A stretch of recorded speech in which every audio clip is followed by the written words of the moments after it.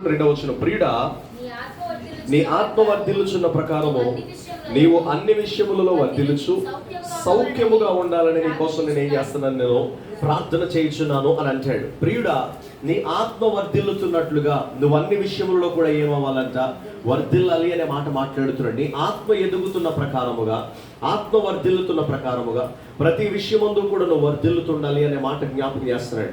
ఒకటి, గాయు కోసం మాట్లాడుతూ, గాయు నువ్వు భౌతికంగా పరిస్థితి ఎలా ఉన్నప్పటికీ ఆత్మలో గాయు ఏమవుతున్నాడంట, దినదినము వర్ధిల్లుతున్నాడు.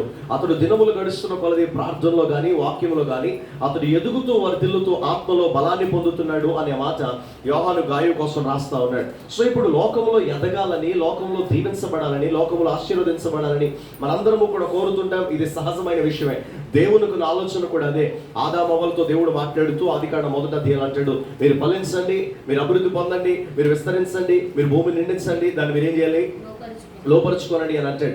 ఆశీర్వదించాడు అనే మాట చెప్పి 5 రకాల విషయాలు చెప్తాడు. అందులో అంటాడు, మీరు ఫలించండి, ఎక్కువగా మీరు అభివృద్ధి పొందండి అని అంటాడు. ప్రతి ఒక్కరూ కోరుకునేది అదే.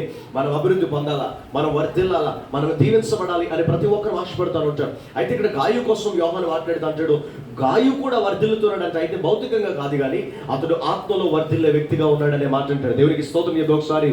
సో రానున్న దినాల్లో, మీకు ఇప్పుడు కాదు కానీ రానున్న వచ్చే వారాల్లో నేను ఏం చేస్తానంటే, ఆత్మ సంబంధమైన పురుషుడి కోసం, కంప్లీట్ గా అంతరంగిక పురుషుడి కోసం కొన్ని వారాల పాటు మనం ధ్యానం చేసుకుంటూ వెళ్దాం, ఆత్మలో వర్ధిల్లడం ఎలా అనేది.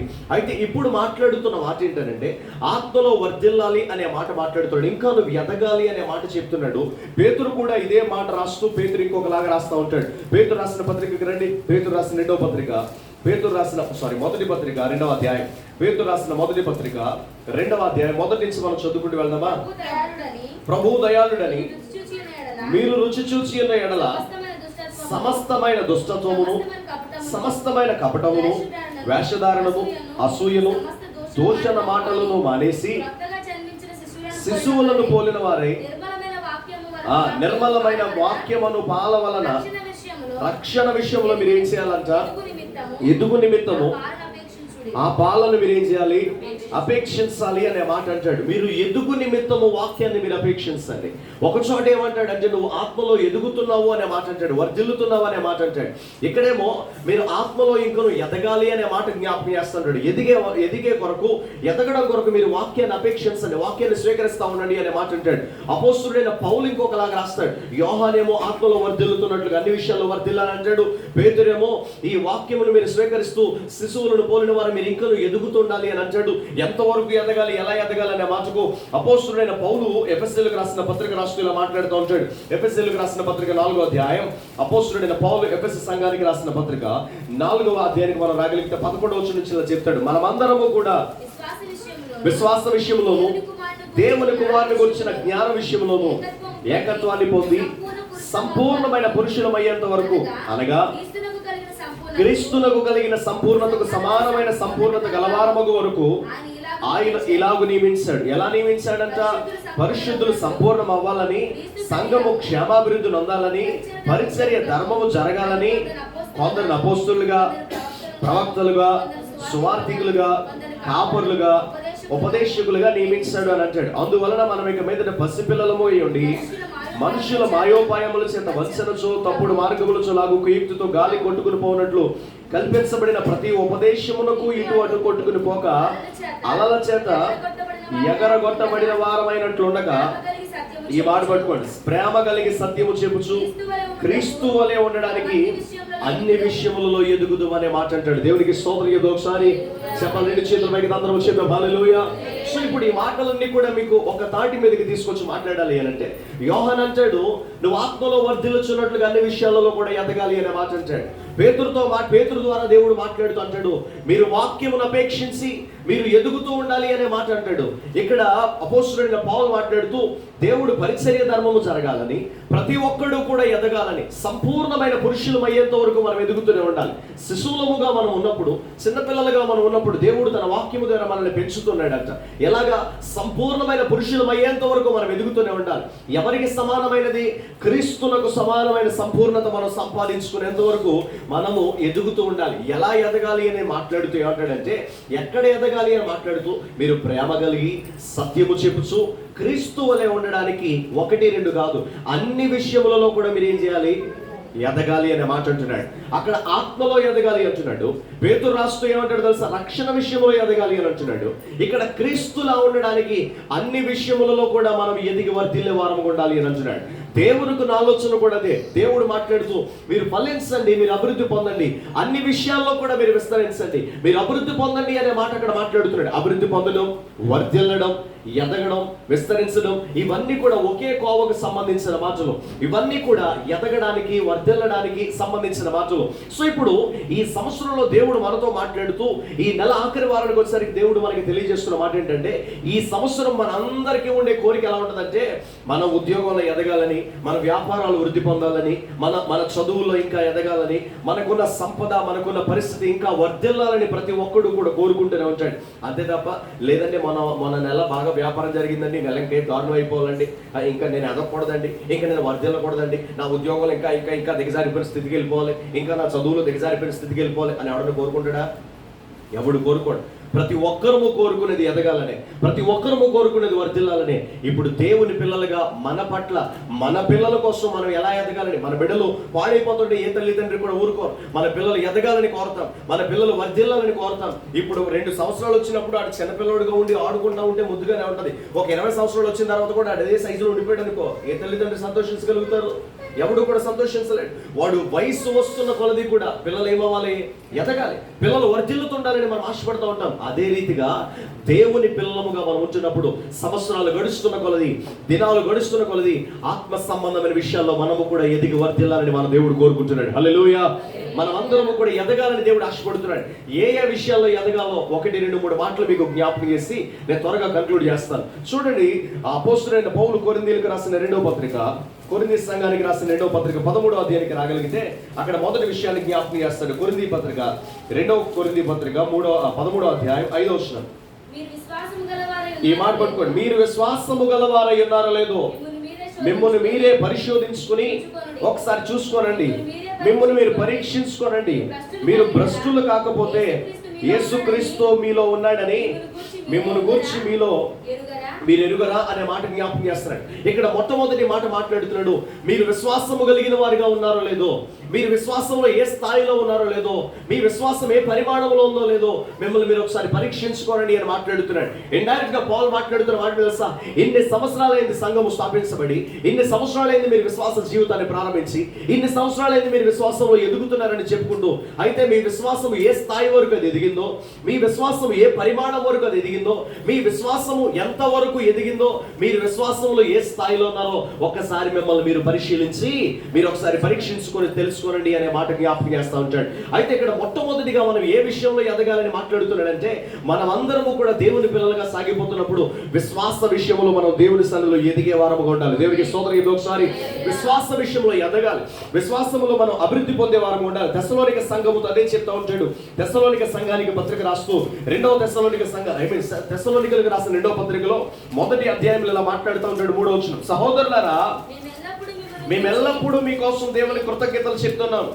ఇది యుక్తమే. ఎందుకనంటే మీ విశ్వాసము ఏమవుతోంది? బహుగా అభివృద్ధి పొందుతున్నది అనే మాట అక్కడ జ్ఞాపకం చేస్తున్నాడు. దేవునికి స్తోత్రం. ఒకసారి మీ విశ్వాసము బహుగా అభివృద్ధి పొందుతున్నది, మీ విశ్వాసం బాగా అభివృద్ధి పొందుతున్నది అని తెస్సలోనిక సంఘస్థులతో మాట్లాడుతున్నాడు. తెస్సలోనిక ప్రాంతంలోని సంఘ బిడ్డలతోటి పౌలు అపోస్తలుల కార్యాలు 17వ అధ్యాయంలో తెస్సలోనిక ప్రాంతానికి వెళ్ళిన తర్వాత తెస్సలోనికలలోనికి వెళ్ళి అక్కడ కొద్ది వ్యాపారాన్ని చేస్తూ యాసోన్ అనే ఇంటి దగ్గర అతడు పరిచర్యను ప్రారంభించి మెల్లిమెల్లిగా పరిచర్యను విస్తరింప చేయడం మొదలు పెట్టాడు. దేవుడు ఆ పరిచర్యను ఆశీర్వదించాడు.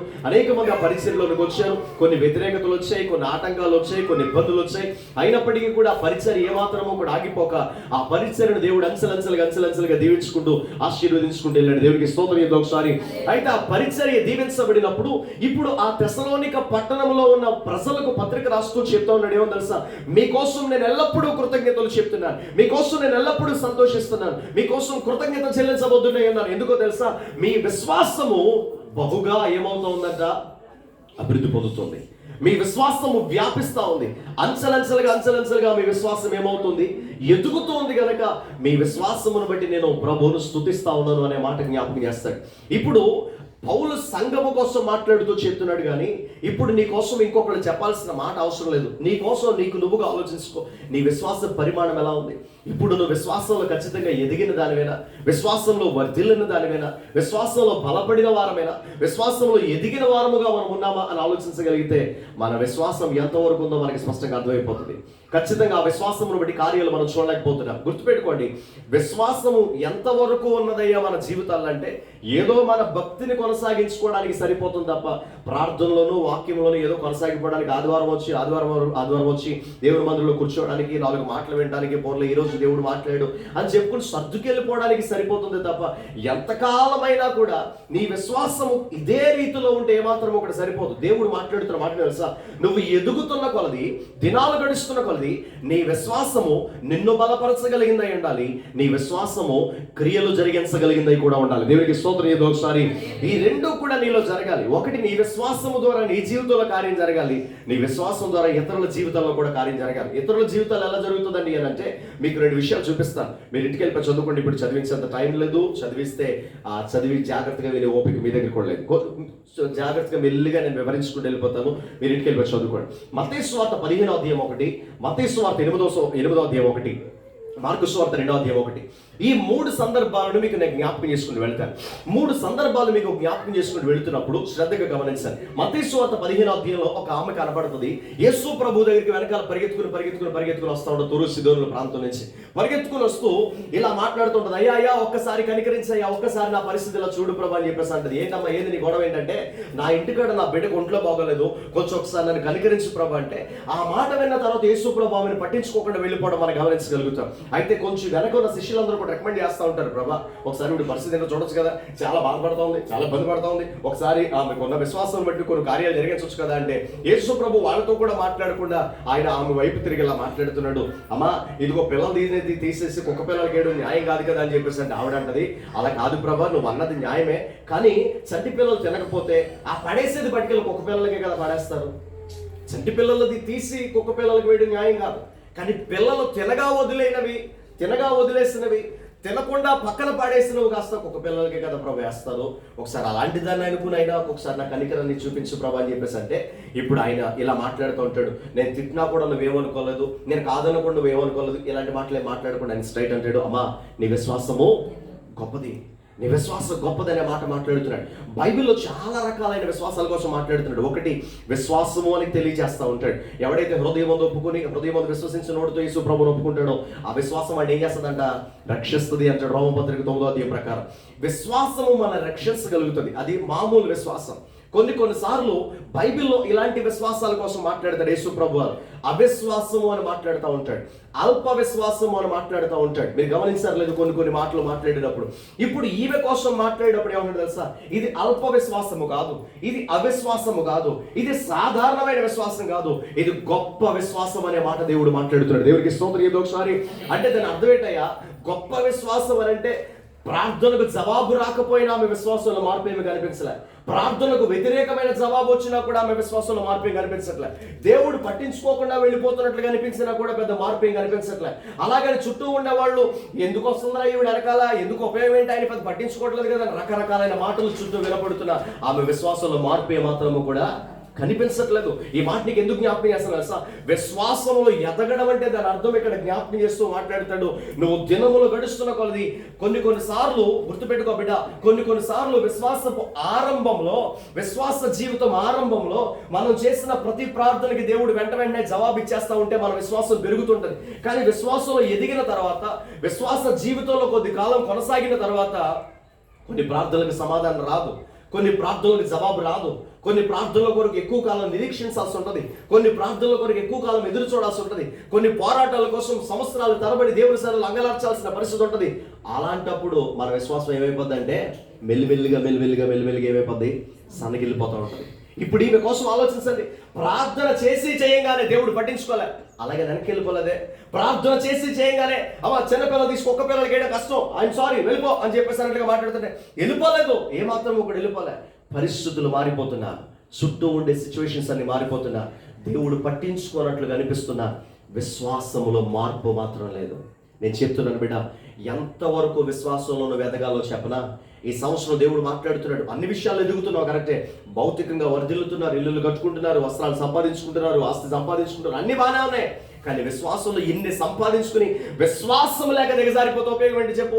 అందుకే దేవుడు మాట్లాడుతున్నాడు, ఈ సంవత్సరం ఖచ్చితంగా దేవుడు నీతో నాతో మాట్లాడుతున్న మాట, నీకేమున్నా లేకపోయినా దేవుడు నా బ్రతుకులో తన కార్యాన్ని జరిగించగలడన్న విశ్వాసం మాత్రం నీకు ఉండాలి. దేవుడికి స్తోత్రం. ఏదో ఒకసారి విశ్వాసంలో నువ్వు ఎదుగుతూనే ఉండాలి, విశ్వాసంలో నువ్వు వర్ధిల్లుతూనే ఉండాలి. శతాధిపతి వచ్చి అడుగుతున్నాడు, అయ్యా నా దాసుడికి ఒంట్లో బాగలేదు ప్రభా, ఒకసారి కనికరించవా అని చెప్పేసి అంటే, వీడు ఆ మాట అడిగినప్పుడు దేవుడు వీడిలో దాసుడి పట్ల వీడుకున్న భారాన్ని చూశాడు. నీ విశ్వాసంలో భారం కనపడాలి దేవునికి, నీ విశ్వాసంలో బాధ్యత కనపడాలి దేవునికి, నీ విశ్వాసంలో నిలకడగలిగిన తత్వం కనపడాలి. కనాను స్త్రీలో ఒకడు వచ్చిన స్త్రీలో కనిపించింది అదే, నిలకడగలిగిన తత్వం కనపడుతుంది ఆమె విశ్వాసంలో ఏదైనా సరే దేవుని దగ్గర నుంచి సంపాదించుకోవాలి, పోరాటమైనా పర్లేదని పోరాడగలిగిన పరిస్థితి కనపడుతుంది. ఇక్కడ శతాధిపతి విశ్వాసంలో దాసుని కొరకైన భారము కనపడుతుంది. నీ విశ్వాసంలో ఆత్మల కొరకైన భారము దేవుడు చూడగలగాలి. ఇది మనుషులు కనపడదు. నేను అంటాను, మనం కలిగిన విశ్వాసం ఎలా ఉంటుందో తెలుసా? భారముతో కూడిన విశ్వాసం మనం కలిగి ఉండాలి. ఆ స్థాయికి మనం ఎదగాలి. ఇప్పుడు మీలో విశ్వాసం ఉందా? మీ అందరికీ విశ్వాసం ఉందా అంటే మీరు ఏం చెప్తారు తెలుసా? మాకు ఉందండి, మా అందరికీ విశ్వాసం ఉందండి, అందుకే మేము కూర్చున్నామండి అని చెప్పేసి అంటారు. మన విశ్వాసం ఏ స్థాయి వరకు ఉండాలో కూడా నేను జ్ఞాపకం చేస్తూ వెళ్తాను. మార్కు సువార్త 2వ అధ్యాయంలో ఆయన కపెర్నహూములో ఉన్నాడని తెలిసి నలుగురు పక్షవాయువు కలిగిన ఒక వ్యక్తిని మోసుకుంటూ వస్తారు, మంచం మీద మోసుకుంటూ వస్తారు. లోపలికి వెళ్దామని చూస్తే ఇంట్లో చాలా మంది జనం ఉన్నారంట. లోపలికి వెళ్ళడానికి స్కోప్ లేక వాళ్ళు అక్కడ వదిలేసి వెళ్ళిపోలేదండి. అర్థమవుతున్న మాట, యేసు ప్రభు దగ్గరికి వచ్చారు, లోపలికి వెళ్ళే చాయిస్ లేదు, లోపలికి వెళ్ళడానికి అవకాశం లేదు, చాలా మంది జనాలు ఉన్నారు. ఏసై అంటే రౌండ్గా ఆయన గుమ్ము కొడేసారు, ఆయన ఇలా తిరుగుతూ మాట్లాడుతూ ఉన్నాడు. లోపలికి వెళ్ళే చాయిస్ లేనప్పుడు వాళ్ళు ఆలోచించి వీడిని ఏదోలా యేసు ప్రభు చెంతకి చేర్చాలంటే ఒకడన్నాడంట, ఒరే ఇలా కాదు కానీ ఇది పెంకిటిల్లు కదా, ఓ పని చేద్దాంరా, మనం పైకి ఎక్కేద్దాం, వీడిని తీసుకెళ్ళిపోదాం, జాగ్రత్తగా పైకి తీసుకెళ్ళిపోయి పెంకులన్నీ కూడా ఇప్పేసి పైనుంచి కింద దింపేద్దాం అని చెప్పేసి అంటా ఉంటే, ఈ మాటలన్నీ కూడా మాట్లాడుతున్నప్పుడు ఒకసారి గమనించండి, ఈ కింద ఉన్న వాళ్ళందరూ కూడా యేసు ప్రభు మాటలు వింటా ఉన్నారని బైబిల్ సెలవిస్తూ ఉంది. వీళ్ళు నలుగురు ఎప్పుడు ఎక్కేశారో సైలెంట్గా పైకి ఎక్కేసి పెంకులన్నీ కూడా తీసేస్తా ఉన్నప్పుడు అటు తర్వాత పైన ఉన్న చెక్కలన్నీ కూడా తీసి జాగ్రత్తగా వీళ్ళు దింపుతున్నారు. ఈ కింద ఉన్న వాళ్ళందరూ కూడా గలిబిలైపోయారని ఉందా? నా మాట నీకు అర్థమవుతుందా? వీళ్ళందరూ ఎవరు మాటలు వింటున్నారు? దేవుని మాటలు వింటున్నారు. అసలు ఆలోచించండి, పోనీ బయట నుంచి వచ్చారు వాళ్ళు దేవుని మాటలు వింటున్నారంటే అదొక అందం. వీళ్ళు పైకి ఎక్కేసి పెంకులన్నీ కూడా తీసేస్తున్నప్పుడు ఆ ఇంటి యజమానుడు ఊరుకుంటాడా? చెప్పురాకు సార్, ఎవరు దాకేందుకర్రా, మీ ఇంటికి వచ్చి అర్థమవుతున్నమాట, మీ ఇంటికి లోపలికి రావడానికి కాలేదని ఏ ప్రహారీ కూడా దడ ఎదుటి దడిపెత్తున్నారు అనుకోండి, మీరు ఏం చేస్తారు? చెప్పురాకు సార్, మిగిలిన కూడా తర్వాత ముందు యేసు ప్రభు ఉంటే ప్రభు ఇక్కడ కూర్చొని సంగతి చూసొస్తానంటమ్మా, అంతే కదా. ఇప్పుడు డైరెక్ట్ ప్రభు మాట్లాడుతున్నా కూడా మనకి ఎలా ఉంటుందంటే, ప్రభు ఇప్పేస్తున్నాడు చూస్తున్న పరిస్థితి అంతా కూడా మరి తర్వాత కట్టుకొని నువ్వు ఇక్కడే ఉండి కూర్చొని వస్తున్నాడు, సంగతి చూసి వస్తున్నాడు, వాటి మీద గొడవకి వెళ్ళిపోతాం మనం. కానీ ఈ పరిస్థితి చూడు, కింద ఉన్న ప్రజలు డిస్టర్బ్ అవ్వలేదు, అలాగని ఇంటి యజమానుడు కూడా కంగారు పడలే. నేను ఈ మాట ఎందుకు జ్ఞాపకం చేస్తానంటే, చుట్టూ ఉండే పరిస్థితులు ఎలాగున్నా కూడా వీళ్ళందరి దృష్టి ఎవరి మీద ఉందయ్యా అంటే యేసు ప్రభు మాట మీద ఉంది. దేవునికి స్తోత్రం. ఒకసారి ఈ మాట నేను ఎందుకు అన్నానంటే, మనం ఎలాంటి పరిస్థితుల్లో ఉన్నా కూడా దేవుని వాక్యం మీద మన దృష్టి అంతగా కేంద్రీకృతం చేసే వారముగా మనం ఉండాలి. దేవునికి స్తోత్రం. ఒకసారి అంత కాన్సన్ట్రేటెడ్గా దేవుని వాక్యాన్ని మనం వినేవారముగా ఉండాలి. అలా వినగలిగితే అపోస్తలుడైన పౌలు మాట్లాడుతున్నప్పుడు లుస్త్రలో బలహీన పాదములు కలిగిన వాడు వింటున్నాడంట. ఎంత కాన్సన్ట్రేట్ చేసి వింటున్నాడంటే పౌలు మాట్లాడుతున్నప్పుడు వాడిలో విశ్వాసం ఉందని పౌలు గ్రహించి, అరే నువ్వు లే అని చెప్పేసి అంటే, వాడు చిన్నప్పటి నుంచి లెగకపోయినప్పటికీ బలహీన పాదములు కలిగిన వాడైనా కూడా వాడు దిగ్గున లేచి నిలబడ్డాడు. వాడి విశ్వాసం వాడి జీవితంలో ఉన్నపాటున కార్యాన్ని జరిగించింది. ఆయన తన వాక్కును పంపి తన జనులను బాగు చేసిన వాగ్దానం స్పష్టంగా నెరవేరుతుంది. అక్కడ దేవుడికి స్తోత్రం. ఒకసారి హల్లెలూయా. నేను అంటాను, మనకి ఏవేవో కార్యాలు జరగక్కర్లే, వాక్యాన్ని వింటున్నప్పుడే మన హృదయాన్ని దేవుడు కట్టగలుగుతాడు. వాక్యాన్ని వింటున్నప్పుడే మన జీవితాలు దేవుడు కట్టగలుగుతాడు. వాక్యాన్ని వింటున్నప్పుడే మన అనారోగ్య పరిస్థితులు దేవుడు కట్టగలుగుతాడు, మనం పూర్తిగా విశ్వాసం ఉంచగలిగినప్పుడు. అందుకే అంటాను, ఆ స్థాయి విశ్వాసము ఈరోజు మందిరానికి వచ్చి కొత్తగా వచ్చి కూర్చుంటే రేపుడికి వచ్చేది. అది దినాలు గడుస్తున్న కొలది విశ్వాసాలు ఏం చేయాలా? ఎదగాలి. ఒక రోజు కాకపోతే ఒక రోజుకైనా భారం తెచ్చుకోవాలి, ఆ భారాన్ని సంపాదించుకోవాలి, భారము కలిగి ఉండాలి. ఇప్పుడు వీళ్ళ పరిస్థితి అదే. వీళ్ళు నలుగురు కూడా మనకి ఎందుకు వచ్చిన గొడవరా, ఏ కాలేదురా అని చెప్పేసి అంటే ఆయన మాట్లాడగలుగుతాడా? లేదే. అయినప్పటికీ వీళ్ళ నలుగురిలో ఉన్న భారం చూడొకసారి. వీళ్ళు పైకి తీసుకెళ్లారంట, చాలా జాగ్రత్తగా దింపారంట. వాడు ఎంత టెన్షన్ పడి ఉంటాడో ఆలోచించు. వాడిని చాలా జాగ్రత్తగా దింపారు. మార్కు సువార్త 2వ అధ్యాయంలో ఈ మాట ఉంటుంది, మత్తయి సువార్త 9వ అధ్యాయంలో కూడా ఈ మాట కనపడుతుంది. ఏంటి తెలుసా? ఆయన పైకి చూశాడంట ఒకసారిగా. ఆ నలుగురు కూడా ఆ 4 పక్కల కూడా ఉన్నారు. ఆ మంచాన్ని జాగ్రత్తగా కిందకి దింపారు. యేసు వాడిని చూసి అన్న మాటలేదు, యేసు వారి విశ్వాసమును చూసి అన్న మాట కనపడుతుంది. నీకు మార్కు సువార్త, లూకా సువార్త, మత్తయి సువార్త, మూడు సువార్తలలో కూడా ఈ సందర్భం కనపడుతుంది. కపెర్నహూములో ఆయన చేసిన కార్యం 3 చోట్ల కూడా ఉన్న ఒకే ఒక మాట తెలుసా? యేసు వారి విశ్వాసమును చూసి. ఎవరి విశ్వాసం ఇది? ఆ పైన ఉన్న వాళ్ళ విశ్వాసం. వాళ్ళని చూసి, అరే నా దగ్గరికి వస్తే బాగుపడతారని మీ నమ్మకం గొప్పదిరా, ఈడు ఎలాగ మాట్లాడలేదు.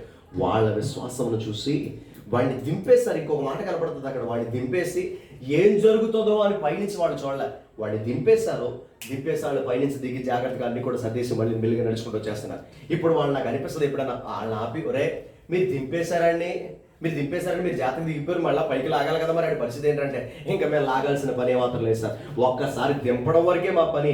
ఆయన పాదాల వరకు విషయం తీసుకెళ్ళగలిగితే చాలు, ఆయన చెంత వరకు విషయాన్ని తీసుకెళ్ళగలిగితే చాలు, ఆయన ముందు వరకు మా బలహీనత, మా పరిస్థితి, మా ఇబ్బందికరమైన స్థితి, బలహీనత, వీటన్నిటిని ఆయన పాదాల వరకు తీసుకెళ్ళగలిగితే చాలు. ఒక్కసారి ఆయన దృష్టి దాని మీద పడింది అని అంటే ఇక మేము నిశ్చింతగా ఉండొచ్చు సార్, మిగిలినంత కూడా ఆయన చూసుకుంటాడనే విశ్వాసం వాళ్ళు. దేవుడికి స్తోత్రం. ఒకసారి నిశ్చింతగా మేము వెళ్ళిపోవచ్చు సార్, ఇంకా అవసరంలే, ఇంకా మేము దాని కొరకు చూడాల్సిన పని లేదు, వాడు వచ్చేస్తాడు మా వెనకాల, వాడు వచ్చేస్తాడు, ఇంక మేము టెన్షన్ పడాల్సిన పని మాత్రం లేదు. ఎక్కడి నుంచి వచ్చింది అంత విశ్వాసం అంటే వాళ్ళు చెప్తారు, యేసు ప్రభు పాదాల దగ్గర వరకు విషయాన్ని తీసుకెళ్ళగలిగితే చాలు, అది వాళ్ళకు ఉండే విశ్వాసం.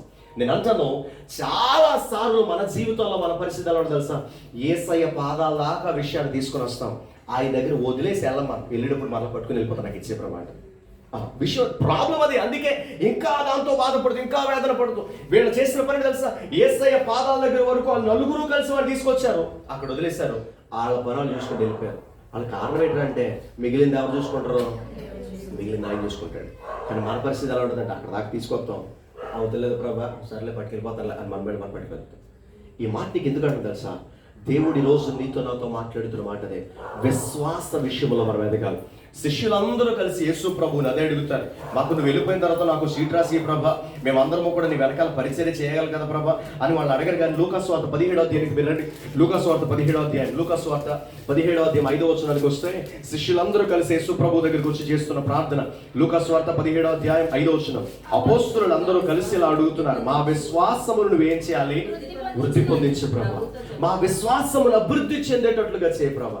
మేము విశ్వాసంలో ఇంకా ఏం చేయబడాలి? మేము ఇంకా ఎదగాలి ప్రభా. మా విశ్వాసంలో మేము ఇంకా బలము పొందేటట్లుగా చేయి, మా విశ్వాసంలో మేము వృద్ధి పొందేటట్లుగా చేయ ప్రభా అని వాళ్ళందరూ కలిసి ప్రార్థన చేయడం మొదలుపెట్టారు. ఈ రోజు నేను ఒక మాట జ్ఞాపకం చేస్తాను, నువ్వు నేను చేయాల్సిన ప్రార్థన ఒకటి జ్ఞాపకం చేస్తాను. నాకు అవి కావాలి ప్రభా, ఇవి కావాలి ప్రభా, అవి కావాలి ప్రభా, ఇది తెచ్చిపెట్టు ప్రభా, ఇది తెచ్చిపెట్టు ప్రభా. వేళ నువ్వు చేసే ప్రార్థన అంత మంచిది కాదని నేను చెప్పట్లే, కానీ నీ ప్రార్థనలో ఇది కూడా ప్రాముఖ్యమైనది ఉండాలా. నువ్వు నేను చేసే ప్రతిరోజు చేసే ప్రార్థనలో ఇది కూడా కలిపి మనం చేయగలిగలేంటి తెలుసా? అయ్యా, నా విశ్వాసములో నేను ఇంకా ఎదగాలి ప్రభా అని ప్రార్థన చేయాలి. దేవుడికి స్తోత్రం. ఒకసారి నా విశ్వాసమును వృద్ధి పొందించు ప్రభా. ఎంతవరకు వృద్ధి పొందించాలి? ఇక్కడ చూడు, కానాను స్త్రీ విషయంలో కానీ, శతాధిపతి విషయంలో కానీ, ఆ నలుగురు కలిసి పక్షవాయువుని తీసుకెళ్లే విషయంలో కానీ, ఎక్కడైనా సరే పేషెంట్లను దేవుడు చూశాడా? పేషెంట్లు తీసుకొచ్చిన వాళ్ళని దేవుడు చూశాడా? శతాధిపతిని చూశాడు తప్ప, కానాను స్త్రీని చూశాడు తప్ప, ఈ నలుగురిని చూశాడు తప్ప, వ్యాధి కలిగిన వాళ్ళని దేవుడు పట్టించుకోవాలి. వ్యాధి కలిగిన వాళ్ళని కాదు దేవుడు చూసింది, వాళ్ళ విశ్వాసమును చూసి దేవుడు వీళ్ళని స్వస్థపరచడం మొదలుపెట్టాడు. నేను ఈ మాట ఎందుకు జ్ఞాపకం చేస్తున్నాను సార్? ఒకటి, నీ విశ్వాసము నిన్ను బలపరచగలిగిందిగా ఉండాలి. ఇన్ని సంవత్సరాలు జరుగుతూ వచ్చింది అదే. నీ విశ్వాసం నువ్వు ప్రార్థన చేసుకోవడానికి సరిపోతుంది, నీ విశ్వాసం నువ్వు వాక్యం చదువుకోవడానికి సరిపోతుంది, నీ విశ్వాసం నీ భక్తిని, నీ ఆత్మను కాపాడుకోవడానికి సరిపోతుంది. ఇప్పుడు ఈ సంవత్సరం నువ్వు ఎదగాల్సిన విషయం ఏంటి చెప్పనా? నీ విశ్వాసం కేవలం నిన్ను మాత్రమే కాదు, నీ కుటుంబాన్ని కదిలించగలిగినంత విశ్వాసం నీకు కావాలి. దేవుడికి స్తోత్రం. ఒకసారి నీ భర్తను మార్చగలిగినంత విశ్వాసం నీకు కావాలి, నీ భార్యను కదిలించగలిగిన విశ్వాసం నీకు కావాలి, నీ బిడ్డలను దేవుని సన్నిధిలో నడిపించగలిగిన విశ్వాసం కావాలి. నీ విశ్వాసము వాళ్ళ జీవితాలలో మార్పులు జరిగించగలగాలి, నీ విశ్వాసము వాళ్ళ జీవితాలలో కార్యాలు జరిగించగలగాలి. అట్టి కార్యమును దేవుడు జరిగించగలిగినంత విశ్వాసం మనకు కావాలి. దేవుడు చేయగలడా? నీకు చూపిస్తున్న సందర్భాలన్నీ కూడా అవే, నీకు చూపిస్తున్న సందర్భములన్నీ కూడా అవే. వాటి ద్వారా దేవుడు తగిన కార్యాలు మన జీవితంలో జరిగించగలడని నమ్మి ఇక్కడ మీకు జ్ఞాపకం చేస్తున్న మాట ఇదంతా కూడా. ఇక్కడ అదే చెప్తున్నాడు, కానాను స్త్రీని చూసి తన కుమార్తెని స్వస్థపరిచాడు, శతాధిపతిని చూసి తన దాసుని స్వస్థపరిచాడు, ఆ నలుగురిని చూసి పక్షవాయువు కలిగిన వాడు స్వస్థపరిచాడు.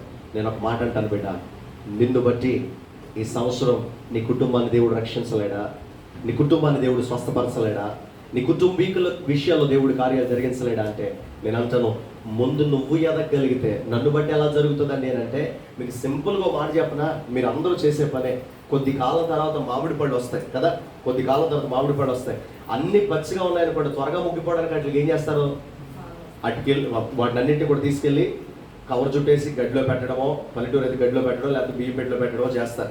ఇంకొద్ది మంది చేసే పని తెలుసా, షాపులో చేసే పని తెలుసా, బాగా మెగలు ముగ్గిపోయిన దాన్ని పట్టుకెళ్ళి పచ్చాట్లో పెట్టేస్తాడు. ఒక్కొక్క పచ్చాట్లో పెట్టేసి, అది తెలీదా? తెలుసు కదా. బాగా ముగ్గిపోయిన దాన్ని పచ్చాట్లో పెట్టి కప్పేస్తే మిగిలినవన్నీ కూడా ముగ్గిపోతాయి. ఎందుకో అదంటే సైంటిఫిక్గా చెప్తారు, దానికి రీజన్ కూడా చెప్తారు. బాగా ముగ్గిపోయిన దాంట్లోంచి ఎసిటిలిన్ అనే గ్యాస్ బయటకు వస్తుంది, ఎసిటిలిన్ అనే గ్యాస్ వస్తుంది. అది మిగిలిన వాటన్నిటి మీద ప్రభావితం చూపించి మిగిలిన వాటన్నిటిని కూడా ముగ్గిపోయేటట్లుగా చేస్తుంది. కొన్ని షాప్స్లో చేసే పని ఇదంతా కూడా. నేను ఈ మాట ఎందుకు జ్ఞాపకం చేస్తాను సార్, ఆ బాగా పండిపోయిన దాంట్లోంచి వచ్చే గ్యాస్ మిగిలిన వాటన్నిటిని కూడా ఏం చేస్తుంది,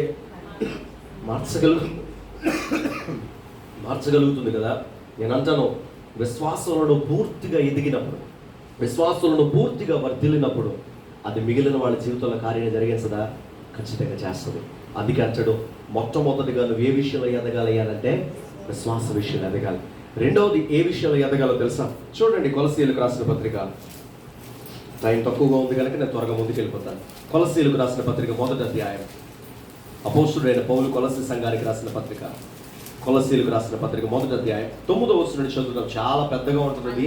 9వ వచనం చదువు. అందుచేత ఈ సంగతి వినిన నాటి నుండి మేమును మీ నిమిత్తం ప్రార్థన చేయడం మానక సంపూర్ణ జ్ఞానమును ఆత్మ సంబంధమైన వివేకమును గలవారును ఆయన చిత్తమును పూర్ణముగా గ్రహించిన వారే ప్రతి సత్కార్యములో సఫలులగుచు.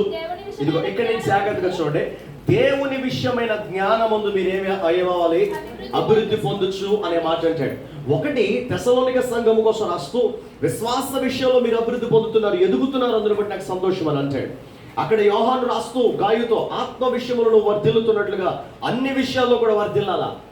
ఎఫెసీయులకు రాసిన పత్రికలో పౌలు మాట్లాడతాడు, మీరు అన్ని విషయంలో కూడా ఎదగాలి అంటున్నాడు. ఏ విషయంలో ఎదగాలి అంటే మొదటిది విశ్వాస విషయంలో మనం ఎదుగుతున్న వారం ఉండాలి. రెండవది ఇక్కడ పత్రిక రాస్తూ అంటాడు, కొలస్సీ సంఘానికి రాస్తూ ఏమంటాడు తెలుసా, మీరు జ్ఞాన విషయంలో, ఎవరి జ్ఞానం ఇది? లోక సంబంధమైన జ్ఞానం కాదు, దేవుని విషయమైన జ్ఞాన విషయంలో మీరు అభివృద్ధి పొందొచ్చు ఉండాలని మీ కొరకు నేను ప్రార్థన చేస్తున్నాను, మీ కొరకు నేను విజ్ఞాపన చేస్తున్నాను. ఇది నా ప్రార్థన ఉంది అన్నట్లుగా 9 నుంచి 12 వచనాల వరకు రాస్తా ఉంటాడు తన ప్రార్థన అంతా కూడా. ఇప్పుడు సంఘము కోసం పౌలు చేస్తున్న ప్రార్థన కానీ, ఈ రోజు దేవుడు మనతో మాట్లాడుతున్న మాట కానీ, రెండో విషయంలో మనం ఎక్కడ ఎదగాలయ్యాలంటే దేవుని విషయమైన జ్ఞానము కలిగిన విషయంలో మనం ఎదిగే వారం ఉండాలి. దేవుడికి స్తోత్రం. ఒకసారి చెప్పాలి హల్లెలూయా. లోకములో అన్ని జ్ఞానాలు మనకు ఉంటాయి. లోకంలో డబ్బు ఎలా సంపాదించాలో జ్ఞానం ఉంటుంది, లోకంలో ఏవేవి సంపాదించుకోవాలో, ఏవేవి సమకూర్చుకోవాలో అన్ని జ్ఞానాలు మనకు ఉంటాయి. కానీ దేవుని కోసమైన జ్ఞానం మాత్రం మనకి చాలాసార్లు తక్కువ. దైవ సంబంధమైన విషయాల కోసం జ్ఞానం మాత్రం చాలాసార్లు తక్కువ. వాక్యము కొరకైన జ్ఞానం మాత్రం మనలో చాలా తక్కువగా కనపడుతూ ఉంటుంది. మనలో ఇక మిగిలిన విషయాల్లో తెలివి అంటారా ఎంత భయంకరంగా ఉంటుంది అంటే అన్నింటి కొరకు ఉంటుంది మనకు తెలివి. అదవుతుందా? నేను చిన్నప్పుడు చదువుకునేటప్పుడు నాతో కలిసి చదువుకునేవాడు ఉండేవాడు, సురేష్ అని చెప్పేసి. అదవుతున్నమాట. నేను వాడు 10th వరకు చదువుకున్నా, వాటి తర్వాత వాడి పరిస్థితి వేరైపోయింది, నా పరిస్థితి వేరైపోయింది. చదువుకునేటప్పుడు వాళ్ళ అమ్మ నాన్న కూడా కువైట్లో ఉండేవాడు. ఎక్కడ? కువైట్లో ఉండేవాడు. వాళ్ళ మామ దగ్గర పెరిగేవాడు. నాన్నమ్మల దగ్గర అమ్మమ్మల దగ్గర పెరుగుతారు కదా, కామనే కదా. ఇప్పుడు ఇక్కడ నానమ్మల దగ్గర అమ్మమ్మల దగ్గర పెరిగేవాడితో వచ్చే ప్రాబ్లం ఏంటంటే వాడికి లేనిపోని గారం అంతా కూడా చేస్తూ ఉంటారు. సో ఇప్పుడు వాడు ఏది అడిగినా కూడా ఇస్తూ ఉండేవారు వాళ్ళు. అమ్మ నాన్న కోయిట్లో ఉన్నారు, విస్తారంగా డబ్బులు పంపించేవారు, వీడికి ఆస్తిపాస్తులు ఉన్నాయి. సో కాబట్టి అమ్మమ్మ దగ్గర పెరిగేటప్పుడు చాలా డబ్బులు, వాడు ఏది అడిగితే ఇచ్చేది, వాడు ఏది అడిగితే చేసేది. నేను కలిసి 8th క్లాస్ చదువుతున్నాం ఆ టైంలో. అప్పట్లో మీకు తెలుసో లేదో కానీ ఇప్పుడు కొద్ది మంది దగ్గర ఉంటాయి. ఇప్పుడు అందరి దగ్గర స్మార్ట్ ఫోన్సే కదా, అందరి దగ్గర టచ్ ఫోన్సే తప్ప ఇదివరకు కీప్యాడ్ ఫోన్స్ వచ్చాయి తెలుసా.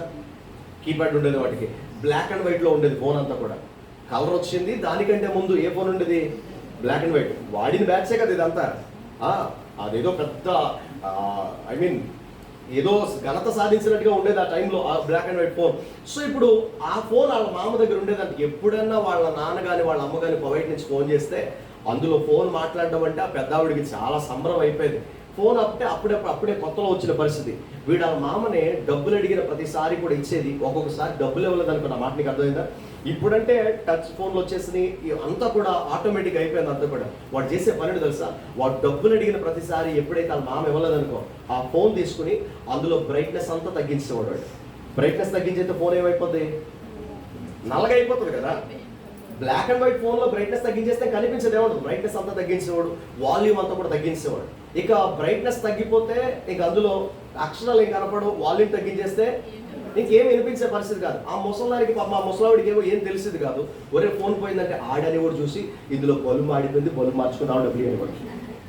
నిజంగా వాడికి డబ్బులు కావాల్సి వచ్చినప్పుడల్లా చేసే పని ఏంటంటే ఆడికి బ్రైట్నెస్ తగ్గించేయడం, ఇందులో బల్బు పోయింది, బల్బు వేయించుకు రావాలని చెప్పేసి డబ్బులు తీసుకోవడం, ఇందులో స్పీకర్ పోయింది, డబ్బులు వేయించుకు రావాలని డబ్బులు తీసుకోవడం, బయటికి రావడం, ఆ డబ్బులు ఖర్చు పెట్టుకోవడం, బ్రైట్నెస్ పెంచడం, మళ్ళీ మాపించేయడం. వాడికి డబ్బులు కావాల్సి వచ్చినప్పుడు అలా చేసేపోయినారు. ఈ మాట నీకు ఎందుకు అంటానంటే ఇలాంటి వందల కొద్ది చెప్పొచ్చు. మన దగ్గర లోక సంబంధమైన తెలివితేటలు చాలా ఉంటాయి. చాలా చాలా తెలివితేటలు తప్పించుకోవడానికి మనకు ఉండే తెలివితేటలు సామాన్యంగా ఏమాత్రం కూడా ఉండవు. ఆ ఇన్స్టెన్స్లో అక్కడి నుంచి బయటకు వచ్చేయడానికి, ఆ పరిస్థితులు అక్కడి నుంచి బయటకు వచ్చేయడానికి మనం చేసే తెలివితేటలు, మనం చేసే పనులు అలా ఉంటాయి. నా దగ్గర చాలా మంది పిల్లలు పెరుగుతుండేవారు కదా. ఇప్పుడు కొద్దిమంది అయిపోయారు కానీ చాలా మంది పిల్లలు ఉండేవారు. ఎండాకాలం వచ్చిందంటే, సమ్మర్ సీజన్ వచ్చిందంటే ఇంకా చర్చిలో పిల్లలందరూ కూడా, చర్చిలో ఉండే పిల్లలు, చిన్న చిన్న పిల్లలందరూ, మగ పిల్లలందరూ దగ్గర 10-15 మంది ఉంటే వాళ్ళందరూ ప్రతిరోజు చర్చ్ దగ్గర పడుకునేవారు. వచ్చి రాత్రి అంతా కూడా మాతో కలిసి తర్వాత ఉదయం లేచి ఆడుకోవడం ఇవన్నీ కూడా చేస్తూ ఉంటే ఆనంద్ అనే కుర్రోడు ఉండేవాడు. ఇప్పుడు పెద్దోడు అయిపోయాడు, ఆడు జాబ్ చేసుకుంటాడు. ఆనంద్ అనే కుర్రోడు ఉండేవాడు. వాడికి చాలా రోజుల క్రితం ఇంటి దగ్గర పడుకునేవాడు. ఉదయాన్నే మా మమ్మీ ఆడికి డబ్బులు ఇచ్చి క్యాన్ ఇచ్చి పాలు తెస్తారు కదా, ఆడికి పాలు క్యాన్ ఇచ్చి ఆడికి ఒక 15 రూపాయలు 20 రూపాయలు ఇచ్చి ఒరే పాలు తేరా అని చెప్పేసి అన్నారు. వీడు లోపల నుంచి బయటకు వచ్చాడు. ఈ లోపల మిగిలిన వాళ్ళు అందరూ కూడా రోడ్డు మీద ఆడుకుంటూ ఉన్నారు. ఆడుకుంటూ వీడు బయట చూసి క్యాన్ పక్కన పెట్టి అంతా కూడా ఆట మొదలు పెట్టాడు. కొద్దిసేపు అయింది, 7 అయింది, 8 అయింది, 9 అయింది, 10 అయింది. క్యాన్ మర్చిపోయి పాలు మర్చిపోయి ఇట్లా ఆడడం మొదలు పెడితే 10 అయిపోయింది పరిస్థితి. 10కి పాలు ఉంటాయా? ఉండే పరిస్థితి కాదు. నా దగ్గరికి వచ్చాడు. అమ్మగారు డబ్బులు ఇచ్చారని పాలు తెమ్మన్నారు, నేనే మర్చిపోయానని చెప్పేసి అంటే ఆవిడ కూడా నాకు తెలుసు కదా నా మీద వెళ్ళిపోద్దని చెప్పేసి నాకు సంబంధం లేదు అబ్బాయి, నాకు అవసరం లేదు, నువ్వు పడితే పడు, నువ్వు వెళ్తే వెళ్ళు అని చెప్పేసి అని నేను వదిలేస్తే వీడు ఏం చేస్తా వెళ్ళిపోయాడు. పాలు క్యాన్ పట్టుకుని డబ్బులు పట్టుకుని 20 రూపాయలు పట్టుకుని వెళ్ళిపోయాడు. వెళ్ళిపోయి ఒక 10 నిమిషాల తర్వాత వచ్చాడు. వచ్చిన తర్వాత పాలు అమ్మకిచ్చిన తర్వాత ఆవిడ పాలు కాచేసింది. పరిస్థితులు అన్నీ కూడా అయిపోయింది. నేను అడిగాను, ఒరే పాలు ఎక్కడి నుంచి వచ్చినాయి, అక్కడ ఉండవు కదరా అంటే నేను వెళ్ళానని భయం వేసిందని, ఏం చేయాలి అర్థం కాలేదు. మరి ఇప్పుడు డబ్బు ఎలా తెచ్చారంటే 20 రూపాయలు పెట్టి పాలు ప్యాకెట్ కొన్నానని చెప్పేసి వదిలేసి తెచ్చాను అక్కడ. ఎంత పిల్లలు చేసిన పని. 20 రూపాయలు పెట్టి పాలు ప్యాకెట్ కొని మరి పాలు ప్యాకెట్ తెస్తే మళ్ళీ కేసు అయిపోతుంది కదా, అందుకోసం అని చెప్పేసి దాన్ని చింపేసి అందులో పోసేసి తెచ్చాను అక్కడ. ఈ మాట నీకు ఎందుకు అంటానంటే ఇప్పుడు అన్ని విషయాల్లో కూడా మనకి తెలివి ఉంటుంది. తప్పించుకోవడానికో సంపాదించుకోవడానికో ఇన్ని ఉంటుంది. కానీ ఆడిన్ని మాటలు చెప్తున్నాడు. కానీ దేవుని వాక్యం చెప్పరా అంటే చర్చిలో ఎన్ని దెబ్బలు తిన్నాడో నా దగ్గర. అన్ని తెలివితేటలో ఉన్నాయి కానీ ఏ విషయంలో జ్ఞానం లేదు? దేవుని విషయమైన జ్ఞానం లేదు. ఇప్పుడు దేవుడు మాట్లాడుతూ జ్ఞాపకం చేస్తాడు. ఏమంటాడంటే మీరు అన్ని విషయాల్లో ఎదుగుతున్నారు, బాగానే ఉంది, కానీ ఆత్మ సంబంధంగా ఒకవేళ దిగజారిపోతున్నారేమో, మీరు విశ్వాస విషయంలో ఎదగాల. రెండవది దేవుని కొరకైన జ్ఞాన విషయంలో మనం ఎదగాలి. దేవుని జ్ఞానానికి లోక జ్ఞానానికి చాలా తేడా ఉంది. యాకోబు రాసిన పత్రికలో చెప్తా ఉంటాడు, చూడు ఒకసారి. యాకోబు రాసిన పత్రిక 3వ అధ్యాయం, యాకోబు పత్రిక రాస్తూ మాట్లాడతాడు. యాకోబు పత్రిక 3వ అధ్యాయం చూడు ఒకసారి. యాకోబు పత్రిక 3వ అధ్యాయం 13 వచనం. యాకోబు రాసిన పత్రిక, మీలో జ్ఞాన వివేకము గలవాడెవడు? సాత్వికము గలవాడే క్రియలను కనపరచవలను. చూడండి 15వ వచనం చూడండి. 15వ వచనం, ఈ జ్ఞానము పైనుండి వచ్చినది కాక భూ సంబంధమైనది, ప్రకృతి సంబంధమైనది అయినా దెయ్యముల జ్ఞానం వంటిది ఉంది. ఎలాగంటే ఆ జ్ఞానంలో ఏమేమి ఉంటాయి చూడండి. మత్సరం ఉంటుంది, వివాదం ఉంటుంది, అల్లరి ఉంటుంది, నీచమైన కార్యములు ఉంటాయని అంటాడు. అయితే పైనుండి వచ్చే జ్ఞానం ఎలాంటి తెలుసా?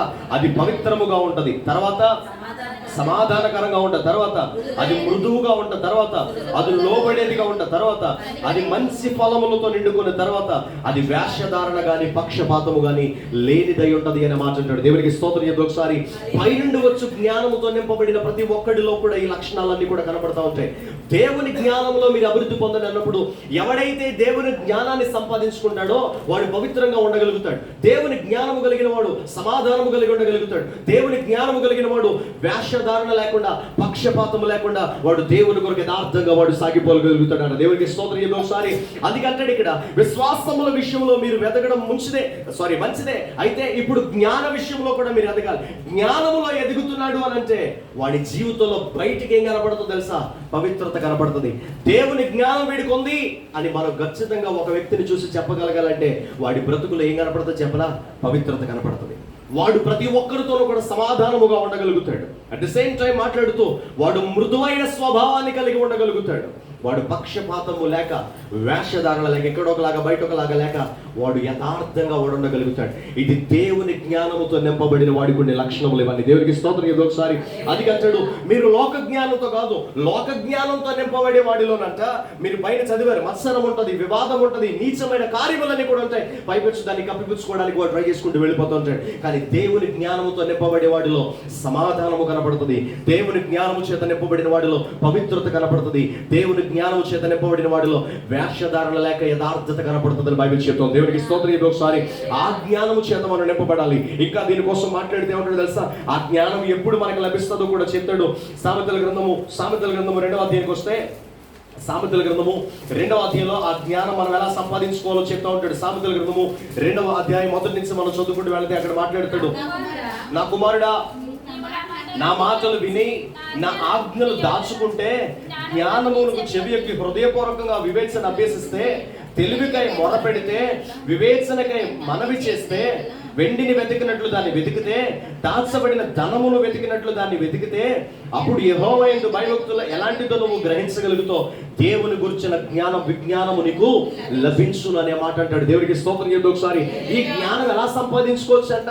ఒకటి దాన్ని వెతకాలంట, రెండవది దాన్ని అభ్యసించాలంట, దాని కొరకు మనం మొరపెట్టాలంట. మనం మొరపెట్టినప్పుడు మనం వెతికినప్పుడు మనం దాన్ని అభ్యసించగలిగినప్పుడు దేవుని కోసమైన జ్ఞానం మనం సంపాదించుకోగలుగుతాం. హల్లెలూయా. దానియేలు కోసం అదే చెప్తా ఉంటాడు. దానియేలు గ్రంథం 1వ అధ్యాయాన్ని కనుక మనం చదవగలిగినప్పుడు దానియేలు గ్రంథం 1వ అధ్యాయంలో చెప్తా ఉంటాడు. ఆ మాట ఏమని తెలుసా? దానియేలు సకల శాస్త్ర ప్రావీణ్యత కలిగిన వాడిగా ఉన్నాడంట. దేవుడు అంతేగాక అతడికి జ్ఞానమునిచ్చాడంట, వివేచన ఇచ్చాడంట, మర్మములను బయలుపరచగలిగిన వరమునిచ్చాడు అనే మాట కూడా దానియేలు కోసం జ్ఞాపకం చేయడం మనం చూడొచ్చు. 1వ అధ్యాయం 17వ వచనంలో ఆ మాటలన్నీ కూడా మనం చూడొచ్చు. ఈ నలుగురు బాలుల సంగతి ఏంటంటే దేవుడు వారికి ఏమిచ్చాడు? జ్ఞానం ఇచ్చాడు, సకల శాస్త్ర ప్రావీణ్యత ఇచ్చాడు, వివేచన ఇచ్చాడు. చాలు ఇవన్నీ వాళ్ళకి అనుగ్రహించాడు.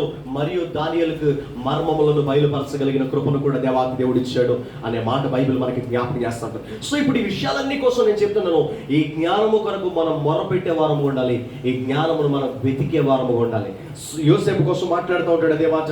7వ అధ్యాయం అపోస్తుల కార్యముల గ్రంథం 7వ అధ్యాయానికి రండి.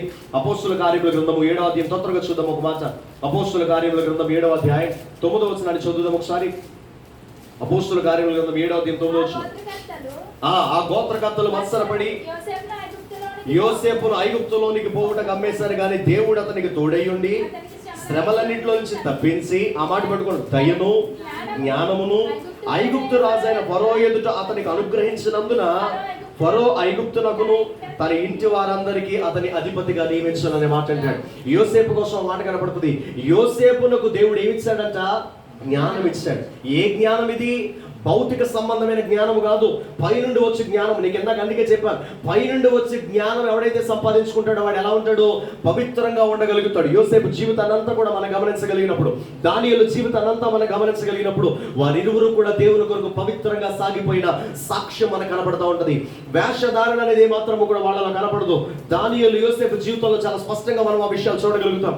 సమాధానము కలిగి ఉండడానికి వాళ్ళు ప్రయత్నిస్తారు. వాళ్ళిరువురు విషయాల్లో కూడా ఆ జ్ఞానాన్ని మనం చూడగలుగుతాం. సో కాబట్టి నేను చెప్తున్న మాట తెలుసా? దేవుని సంఘముగా మనం సాగిపోతున్నప్పుడు దేవుని సంఘం అంతటికి కూడా దేవుని కొరకైన జ్ఞానం అత్యంత ప్రాముఖ్యంగా అవసరమైందంటాడు. దేవునికి స్తోత్రం చెప్పి ఒకసారి చెప్పండి, చేతుల పైకి దేవునికి స్తోత్రం చెప్పాం. హల్లెలూయా. సో ఇప్పుడు దేవుని సంఘమా మనకు అత్యంత ప్రాముఖ్యంగా అవసరమైన విషయాలు, మనం మొరపెట్టాల్సిన విషయాల కోసం ఇక్కడ మాట్లాడుతున్నాడు. ఒకటి, విశ్వాసంలో ఎదగడానికి మనం ప్రార్థన చేయాలి. రెండవది, జ్ఞాన విషయంలో ఎదగడానికి దేవుని కొరకు మనం ఏం చేయాలా? విజ్ఞాపన చేయాలి. దేవుని సన్నిధిలో వెండిని వెతికినట్లు దాన్ని వెతకాలి, ఖచ్చితంగా దాని కొరకు మొరపెట్టాలి, దాన్ని అభ్యసించాలి. అప్పుడు దేవుని విజ్ఞానమును మనం సంపాదించుకోగలుగుతాం అంటాడు. యోసేపు వెతికాడు, దాన్ని సంపాదించుకున్నాడు, అధిపతిగా అతడు స్థిరపరచబడ్డాడు. దానియేలు వెతికాడు, దాని కొరకు మొరపెట్టాడు, తన రాజ్యముల అధిపతిగా అతడు నియమించబడ్డాడు అంటాడు. మోషే కోసం కూడా మాట్లాడుతాడు. ఇదే అధ్యాయంలో మనం గమనించగలిగితే, ఇదే అపోస్తుల కార్యం 7వ అధ్యాయంలో మనం గమనించగలిగినప్పుడు మోషే కోసం కూడా మాట్లాడుతూ అంటాడు. 22వ వచనంలో మనం చదవగలిగితే అంటాడు, 22వ వచనంలో మోషే ఐగుప్తీయుల సకల విద్యలను అభ్యసించి మాటల యందు కార్యముల యందు అతడు ప్రవీణుడుగా ఉన్నాడంట. సమస్తాన్ని కూడా అభ్యసించాడు. అతడు ప్రవీణుడైపోయాడు, ప్రొఫెషనల్ అయిపోయాడు. అతడు జ్ఞానమును సంపాదించుకున్న వాడిగా అయిపోయాడు. మోషేతో ఎదురాడి మాట్లాడగలిగిన వాడెవడు? లేనంత జ్ఞానాన్ని మోషే సంపాదించుకోగలిగాడు. నేను అంటాను, దైవ సంబంధమైన జ్ఞానం ఎంతవరకు ఉందో చెప్పి నీకు, వాక్య సంబంధమైన జ్ఞానం ఎంతవరకు ఉందో చెప్పి నీకు. నువ్వు నాకు పైకి సమాధానం చెప్పకపోయినా పర్లే, నీ మనస్సాక్షికి నువ్వు చెప్పుకోగలిగితే చాలు. లోకంలో ఆడి గొడవ తెలుసు, వీళ్ళ గొడవ తెలుసు, మనుషులందరి గొడవలు మనకు తెలుసు, ఎలా ఏం చేయాలో మనకు అన్నీ తెలుసు. కానీ వాక్య విషయమైన జ్ఞానం ఎంత ఉంది? వాక్యాన్ని ఎంతవరకు జ్ఞానయుక్తంగా మనం కలిగి ఉండగలుగుతున్నాం? వాక్యాన్ని ఎంతవరకు సంపాదించుకోగలుగుతున్నాం? వాక్యాన్ని ఎంతవరకు అభ్యసించగలుగుతున్నాం? వాక్యం కొరకు ఎంతవరకు మొరపెట్టగలుగుతున్నాం? దేవుడు వాక్యం సెలవిస్తోంది. దీన్ని చదవడానికి మనం ప్రయత్నం చేసినప్పుడంట, ఇది వెళ్ళడగినప్పుడు మనకి తెలివి కలుగుతుందంట, జ్ఞానము కలుగుతుందంట. అదే మాట జ్ఞాపకం చేస్తున్నాడు ఇక్కడ. ఇప్పుడు మనం కలిగి ఉండాల్సిన రెండవ జ్ఞానం కోసం చెప్తాడు, వాక్య విషయమైన జ్ఞానం మనకు కావాలి. వాక్యములో ఎంతవరకు నువ్వు దీన్ని అభ్యసించగలుగుతున్నావు ఒకసారి ఆలోచించి బిడ్డ. విశ్వాస విషయంలో ఎదుగుతున్నావా లేదా? నీకు నువ్వు సమాధానం చెప్పుకోవాల్సిన పరిస్థితి. జ్ఞాన విషయంలో ఎంతవరకు ఎదిగావు? నీకు నువ్వు సమాధానం చెప్పుకోవాల్సిన పరిస్థితి. మూడో మాట చూపించి నేను కంక్లూడ్ చేయడానికి ప్రయత్నం చేస్తాను. చూడండి ఒకసారి, ఫిలిప్పీలకు రాసిన పత్రిక 4వ అధ్యాయం. ఫిలిప్పీలకు రాసిన పత్రిక 4వ అధ్యాయం. ఫిలిప్పీలకు రాసిన పత్రిక 4వ అధ్యాయం 2వ వచనాన్ని మనం చదువుకుందాం. ఈ మాట పట్టుకోండి. ప్రభువునందు ఏక మనస్సు గలవారై ఉండుడని యువోదియను సొంతుకేను నేనేం చేస్తున్నాను? బ్రతిమాలుకుంటున్నాను అనే మాట అంటాడు. ఏక మనస్సు కలిగి ఉండని వాళ్ళని బ్రతిమాలుకుంటున్నాడంట. వాళ్ళని బ్రతిమాలుతున్నాడంట. మరొకటి, కొరింథీ మొదటి పత్రిక 10వ అధ్యాయానికి వద్దాం. కొరింథీ మొదటి పత్రిక 10వ అధ్యాయం, అక్కడ కూడా కొంచెం జాగ్రత్తగా చదువుదాం. కొరింథీ మొదటి పత్రిక 10వ అధ్యాయం. కొరింథీ మొదటి పత్రిక 10వ అధ్యాయం 17వ వచనాన్ని చదువుదాం ఒకసారి. మనమందరము ఆ ఒకే రొట్టెలో పాలు పంచుకునిచున్నాము. రొట్టె ఒకటే కనుక అనేకులమైన మనందరము కూడా ఒక్క శరీరమై ఉన్నాము అని అంటాడు. అపోస్తుల కార్యముల గ్రంథం 4వ అధ్యాయం. అపోస్తుల కార్యముల గ్రంథం 4వ అధ్యాయం 32వ వచనం, 31, 32. అపోస్తుల కార్యముల గ్రంథం 4వ 32వ వచనం చదవండి. విశ్వసించిన వారందరూ ఏక హృదయమును ఏక ఆత్మయు గలవారయుండిరి అనే మాట కనబడుతుంది. ఈ మూడు కలిసి ఆలోచించండి మీరు. ఫిలిప్పీలకు రాసిన పత్రికలు అంటాడు, ఏక మనస్సు గలవారై ఉండాలని మీకోసం నేను ప్రార్థన చేస్తానని బ్రతిమాలుతానని అంటాడు. కొరింథీ పత్రికలో మాట్లాడుతూ మనందరం ఏక శరీరమై ఉన్నాము అని అంటాడు. ఇక్కడ అపోస్తుల కార్యముల గ్రంథంలో రాస్తూ అంటాడు, ఏక హృదయమును ఏక భావమును కలిగిన వారై ఉన్నారని అంటాడు. అంటే ఇప్పుడు ఏ విషయంలో మనం ఎదగాలి అని మాట్లాడుతున్నాడంటే, ఏకత్వము విషయంలో మనందరము కూడా ఎదిగే వారము ఉండాలంట. దేవుడికి స్తోత్రం. ఒకసారి మనం ఏకత్వము, ఐక్యత కలిగిన విషయంలో మనందరము కూడా ఎదిగే వారము ఉండాలి. మన పరిస్థితులు వేరు కావచ్చు, మన కుటుంబాలు వేరు కావచ్చు, మనం వచ్చే ప్రాంతాలు వేరు కావచ్చు, కానీ దేవుని సంఘముగా మనం ఉంటున్నప్పుడు, ఒకే రొట్టెలో మనం అందరము కూడా పాలు పంచుకుంటున్నప్పుడు, ఒకే శరీరంలో మనం పాలు పంచుకుంటున్నప్పుడు, ఒకే రక్తంలో పాలు పంచుకుంటున్నప్పుడు దేవుని వాక్యం సెలవిస్తున్న మాట తెలుసా? ఆ రక్తమును బట్టి, ఆ శరీరమును బట్టి మనందరము కూడా ఏకత్వము కలిగిన వారై ఉండాలి. దేవునికి స్తోత్రం. ఒకసారి, ఒకరికి బాధ వస్తే మరొకరు మొరపెట్టగలిగిన పరిస్థితి, ఒకరు బాధపడితే మరొకరు వారి కొరకు బాధను పంచుకోగలిగిన పరిస్థితి, ఒకరు కన్నీరు గారుస్తూ ఉంటే వారి బాధలో వీరు కూడా పాలు పంపులు పొందిన వారి కొరకు కన్నీరు గార్చగలిగినంత ఏకత్వము మనందరము కూడా సంపాదించుకున్న వారమై ఉండాలి. ఇక్కడున్న మనందరము కూడా ఒకరికొకరికి ప్రార్థన చేసుకుంటున్నాం. కానీ ఒక మాట చెప్పు, అయ్యా మీరు ప్రార్థన చేసేటప్పుడు ఎలా ప్రార్థన చేస్తారో కూడా నేను చెప్తాను. ప్రార్థన ఎలా చేస్తారు తెలుసా? మీ అవసరాలన్నింటి కొరకు, మీ కుటుంబాలన్నింటి కొరకు ప్రార్థన చేసి సంఘం కొరకు ప్రార్థన చేస్తారు. ప్రభా మా సంఘం దీవించు ప్రభా, మా సంఘంలో ఉన్న వాళ్ళందరూ దీవించు ప్రభా. ఒక్క మాటతో అయిపోతాను. మా సంఘం అంతటి బలపరిచే ప్రభా, మా సంఘం అంతటి విస్తరింపజేసే ప్రభా. నేను అంటున్న మాట అది కాదు, గుర్తుపెట్టుకో. సంఘము కొరకు నువ్వు ప్రార్థించడం అంటే నీకు పేర్లు తెలిసినా తెలియకపోయినా ప్రతి ఒక్కరి వాళ్ళ బాధ నీకు చెప్తా ఉన్నప్పుడు, ఇక్కడ నీకు వెల్లడి చేయబడుతున్నప్పుడు, అయ్యా ఇదిగో మా సంఘంలో యవ్వన బిడ్డలు ఉన్నారు, పరిస్థితులు బిడ్డలు ఉన్నారు, పలానా వాళ్ళ పిల్లలు ఉన్నారు, పలానా వాళ్ళ పిల్లలు ఉన్నారు, నువ్వు ఎలా ఉచ్చరించగలిగితే అలాగే. ఎందుకనంటే నీ హృదయం ఎరిగిన వాడు గనక, నీ మనసు ఎరిగిన వాడు గనక, యథార్థ హృదయంతో నువ్వు చేసే ప్రార్థన అంతా కూడా దేవుడు అర్థం చేసుకోగలుగుతాడు గనక ప్రతి ఒక్కరి కొరకు ప్రార్థించడం అంటే సంఘమంతటిని దీవించని కాదు, వ్యక్తిగతంగా ఎవరి కొరకు వారి కొరకు వారి కొరకు వారి కొరకు నువ్వు ఎల్లప్పుడూ కూడా ప్రార్థించేదానిగానే ఉండాలి. హల్లెలూయా. వాళ్ళు బాధలో ఉన్నారా, ఆ బాధ నీదని నువ్వు ఎంచి వారి కొరకు మొరపెట్టగలిగిన స్థితిలో నువ్వు ఉండాలి. ఆ బాధ నీదని నువ్వు ఎంచి వాళ్ళ కొరకు విజ్ఞాపన చేయగలిగిన స్థాయిలో రా, అప్పుడు చెప్పొచ్చు సంఘము ఏకత్వం విషయంలో వాళ్ళు బలపడ్డారని, ఏకత్వం విషయంలో వాళ్ళు ఎదుగుతున్నారని. సో ఇంతవరకు సంఘము నూతనంగా ఏర్పరచబడినప్పుడో కొన్ని దినాలు గడిచినప్పుడో నీకు అంతగా పరిచయం ఉండకపోవచ్చు, నీకు అంతగా సహవాసం ఉండకపోవచ్చు, కానీ దినాలు గడుస్తున్న కొలది, నువ్వు ఎదుగుతున్న కొలది, ఒక సంఘముగా మీరందరూ కూడా వస్తున్న కొలది, మీరు ఒకరి కొరకు ఒకరు ఏం చేస్తూ ఉండాలంట, సంఘము కోసం ఖచ్చితంగా దేవుడు ఆయన అపోస్తలుడైన పౌలు చెప్తాడు, మీరు ఒకరు ప్రార్థించండి, ఒకరినొకరు ఆదరించుకోండి, ఒకరినొకరు పురుకొల్పుకోండి, ఒకరికంటే ఒకరు ఘనముగా ఎంచుకోండి, ఒకరినొకరు బలపరచండి, ఒకరినొకరు ప్రోత్సహించండి, ఒకరినొకరు హెచ్చరించుకోండి. ఈ మాటలన్నీ లేవా? మనలో ఉండే ప్రాబ్లం ఏంటో చెప్పనా, మీరు తప్పుగా అనుకున్నా ఏమనుకున్నా మీరు అందరూ వస్తారు, ఒక టైంలోనే రారు, ఆయా టైంలో వస్తారు, అది ఎక్కడైనా ఉండేది, ఆయా టైంలో వస్తారు. నేను ఆఖరి ప్రార్థన చేస్తాను, ఆఖరి ప్రార్థన అయిపోయిన తర్వాత దేవుడి స్తోత్రం మనందరం కూడా వచ్చేవారు కలుసుకుందామంటే యాభై కడిజాబ్ అయిపోతారు. అంతే ఓపెన్గా చెప్తున్నాను నేను, మీరు బాధపడిన పని ఓపెన్గా చెప్తున్నాను. సహవాసం అన్న మాటకు అర్థం ఒకరితో ఒకరు మాట్లాడుకుని, అమ్మా ఎలాగున్నా మీ బాగోగులు ఒకరికొకరు డబ్బులు అప్పించుకుని అప్పు వసూలు చేసుకుని ఈ గొడవ అవసరం లేదు. ఎలా ఉన్నారమ్మా, పరిస్థితులు బాగాలేయా, మీకోసం ప్రార్థన చేయమంటారా?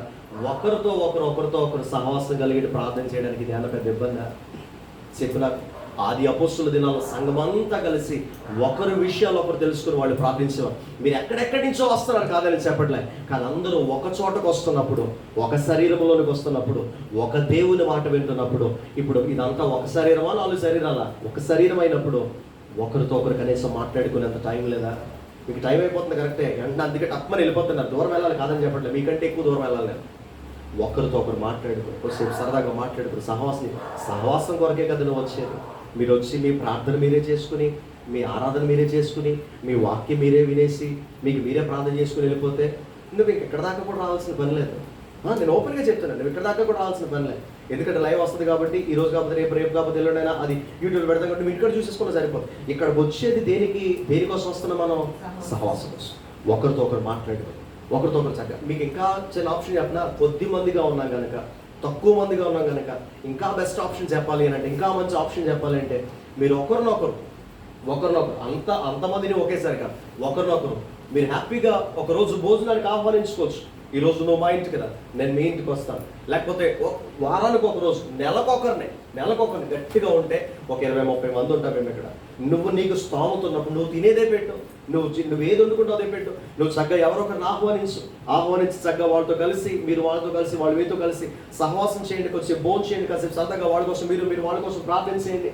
తక్కువ మందిగా ఉన్నాం కాబట్టి ఇది ఎక్కువ మందితో జరిగేది కాదు. ఇలాంటప్పుడు ఏమవుతుందంటే సహవాసం బలపడుతుంది, ఏకత్వం విషయంలో సంఘం అంతా ఏమవుతుంది, ఎదుగుతూ ఉంటుంది. చాలా సంఘాలు ఉన్నాయి, పెద్ద సంఘాలు ఉన్నాయి. నేను ఒక మాట చెప్తున్నాను, పెద్ద సంఘాలు ఉన్నాయి, పేరుకు పెద్ద సంఘాలు ఉన్నాయి, కానీ ఒక ప్రాబ్లం ఏంటి చెప్పిన, సంఘాలకు వెళ్ళడం, వాక్యాన్ని వినడం, వచ్చేయడం, ఒకరితో ఒకరికి ఏమంటలేదు, సహవాసం ఉండలేదు. సహవాసం లేనప్పుడు ఇంకొకటి బాధ నీకేమర్థం అవుతుంది, వాడి కొరకు నువ్వేం ప్రార్థించగలుగుతావు? అయ్యా నా సహోదరుని దీవించాలి, దేవుని ఎదుటికి వెళ్ళి ఏం చెప్పగలుగుతావు? నువ్వు వాళ్ళ కొరకు నువ్వు చెప్పాలి అని అంటే వాడి బాధ ఏదో నీకు తెలియాలి కదా, వాడి ప్రాబ్లం ఏదో తెలియాలి కదా, వాడి విషయం ఏంటో నీకు తెలియాలి కదా. విషయం తెలియాలంటే కనీసం నీకు వాడికి సహవాసం ఉండాలి కదా. ఇక్కడ నీకు కుదరలేదా, ఇంటికి ఆహ్వానించు, అయ్యా మీరు మా ఇంటికి భోజనానికి రండి వారం, లేకపోతే ఈ నెల మీరు మా ఇంటికి భోజనానికి, నువ్వు నెలకొకరికి చేయి, ఎంతమందికి కలిపి ఎంతకాలం అయిపోతుంది నీకు? నువ్వు వారానికి ఒకరికి చేయి, ఒకేసారి ప్రతి వారం ఒకళ్ళే కాదు, ఈ వారం ఒకళ్ళు ట్రై చేయి. నీకు సంఘం అంతటితో ఏముంటుంది, సహవాసం ఉంటుంది. నువ్వు ప్రతి ఒక్కరితో కలిసి ఉండగలుగుతావు. నేను ఒక మాట చెప్తా, కనిపించే నీ సహోదరునితో నువ్వు కలవలేనప్పుడు దేవునితో, కనిపించని దేవునితో నువ్వేమాత్రమో కూడా కలవలేవు. ఇది దేవుని వాక్యం చెప్తున్న మాట. యోహాను సువార్త 17:21 దేవుడు మాట్లాడతాడు, నేను నీతోనూ నువ్వు నాతోనూ ఏకమై ఉన్నలాగున వారు ఒకరితో ఒకరు ఏకమై వారు మనతో ఏకమవ్వాలని నేను వారి కొరకు ప్రార్థన చేస్తున్నాను. చూడొకసారి యోహాను సువార్త 17 యోహాను సువార్త 17:21 చూడండి. యోహాను సువార్త 17:21 తండ్రి నా యందు, ఆ మాట మెల్లిగా చదువుతామే, తండ్రి నా యందు నీవును నీ యందు నేను. అంటే ఆ మాట పట్టుకోండి. తండ్రితో యేసు ప్రభు మాట్లాడుతున్నాడు, నా యందు నీవు నీ యందు నేను. మనిద్దరం ఎలా ఏకమై ఉన్నామో అలాగే వారును మన యందు ఏకమై ఉండాలని వారి కొరకు నేను ఏం చేస్తున్నాను? ప్రార్థన చేస్తున్నాను. వారి వాక్యము వలన నా యందు విశ్వాసం ఉంచు వారు అందరూ ఏకమై ఉండాలని వారి కొరకు నేను ఏం చేస్తున్నాను? మనము ఏకమై ఉన్నలాగున వారును ఏకమై ఉండాలని నీవు నాకు అనుగ్రహించిన మహిమ నేను వారికి ఇచ్చితిని అని అంటాడు. అంటే ఇప్పుడు మనము దేవునితో కలిసి ఉండగలిగినట్లుగా, దేవుడు మనతో కలిసి ఉండగలిగినట్లుగా ఇక్కడున్న మనందరం ఒకరితో ఒకరు కూడా ఏముండాలా? ఆ మాట అక్కడ ఉందా లేదా? యేసయ్య అంటాడు, నీవు నాతోనూ నేను నీతోనూ ఎలా ఉన్నామో వారు మనతో ఉండాలి. వారు మనతో ఉండడం కంటే ముందు ఒకరితో ఒకరు వాళ్ళు. ఈ మాట తప్ప? ఈ మాట అర్థం ఇది కాదా? చెప్పొకసారి. వారు ఒకరితో ఒకరు ఏకమై ఉండవాలని వారి కొరకు నేను ఏం చేస్తున్నాను? ఇప్పుడు మీతో మీరు ఏకత్వాన్ని కలిగండి. ఇప్పుడు మీరు ఇద్దరూ కలిసి ఒకరితో ఒకరు కలిసి మీరిద్దరూ కలిసి ఎవరితో కలవాలి? ఇప్పుడు తండ్రితో కలవాలి. నేను ఎవరితోనూ కలవాలండి, నేను ఎవరితోనూ మాట్లాడండి, నేను ఆయన ఒక్కరితోనే మాట్లాడతానండి, ఆయనతోటి కలుతానంటే ఆయన కూడా అంటే నువ్వు ఎవరితో కలవనప్పుడు నాతో కూడా కలవేవమ్మా, సాయి బాయ్ టాటా, నా వలగాదు నీతోటి, నీతో నా వలగాదు అని అంటే. ఇప్పుడు దేవుడు చాలా స్పష్టంగా మాట్లాడుతున్న మాట ఇదే, వారితో ఒకరితో ఒకరు సహవాసము కలిగి ఉండి అప్పుడు వచ్చి ఎవరితో కలవాలా? దేవుడితో కలవాలి. అప్పుడు దేవుడు అందరితోనూ కూడా సహవాసం కలిగి ఉంటాడు. సో ఇప్పుడు నేను అందుకే చెప్తున్నా, ఇది 1-2 రోజుల్లో రాదు. దినాలు గడుస్తున్న కొలది ఈ విషయంలో మనం ఏమవ్వాలా? ఎదుగుతూ ఉండాలి. ఏకత్వం విషయంలో ఎదుగుతూ ఉండాలి. అదే చెప్తున్నాడు ఇక్కడ. సంఘం అని అన్నప్పుడు బయట అన్యుడికి నీకు ఉన్న తేడా ఏంటో తెలుసా? బయట అన్యుడికి ఆ ధైర్యం ఉండకపోవచ్చు. బలహీనత కలుగుతున్నప్పుడు, బలహీనతలను, బాధలను, ఇబ్బందులను వాడికి ధైర్యం ఉండదు. ఎలా రా బాబు అనుకుంటాడు. కానీ మనకొస్తే మనకు ఆ భయం ఉండదు. ఎందుకో తెలుసా? నా కొరకు ప్రార్థించే సంఘం ఒకటి ఉంది, నా కొరకు ప్రార్థించగలిగిన కొద్దిమంది బిడ్డలు ఉన్నారు, నా కొరకు విజ్ఞాపన చేయగలిగిన, మొరపెట్టగలిగిన నా సహోదరులు ఉన్నారు అన్న ధైర్యం కేవలం దేవుని మందిరంలో ఉండే వాడికి మాత్రమే కలుగుతుంది. ఆ ధైర్యం నీకు ఎప్పుడు వస్తుందో తెలుసా? నువ్వు అందరితో ఏం కలిగి ఉన్నప్పుడు? సహవాసం కలిగిన. సో కాబట్టి నేను చెప్తున్న మాట గుర్తుపెట్టుకోండి, సంఘములోనికి దేవుడు సమకూర్చేది మనందరము కలిసి ఏం కలిగి ఉంటామని చెప్పంటారా? ఏం కలిగి ఉంటామని? అంతే తప్ప మనం సైలెంట్గా వచ్చి కూర్చుని వాళ్ళు పాటలు పాడినప్పుడు చప్పట్లు కూడా వేసుకుని ఆనందం చేసుకుని మళ్ళీ సైలెంట్గా బయటికి అవుతాడు. అందుక మనం వచ్చేది కాదు కదా. ఏం చేయడానికి? నీకు ఇప్పటి వరకు ఇది అలవాటు లేకపోయింది వచ్చు, కానీ ఇప్పటి నుంచి అని అలవాటు చేసుకో. బాగున్నారు సిస్టర్ అనడానికి బాధే ఉంది, బాగున్నారు బ్రదర్ అనడానికి బాగానే ఉంది. అందరినీ పలకరించి అందరితో చక్కగా మాట్లాడి, ఎవరికి ఎలర్జీలు గట్రా గొడవలు ఏం లేవు కదా, అందరితో చక్కగా పట్టుకుని మాట్లాడు. ఏమైంది? హ్యాపీగా దేవుడి సన్నిధిలో వాళ్ళ కొరకు ప్రార్థన చేయి, వాళ్ళ కొరకు చక్కగా దేవుడి సన్నిధిలో విజ్ఞాపన చేయి, వాళ్ళ కొరకు దేవుడి సన్నిధిలో ఆక్రమణ చేయి.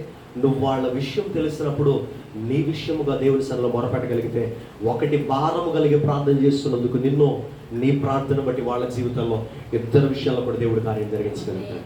దేవుడికి స్తోత్రం చేద్దాం ఒకసారి. హల్లెలూయా.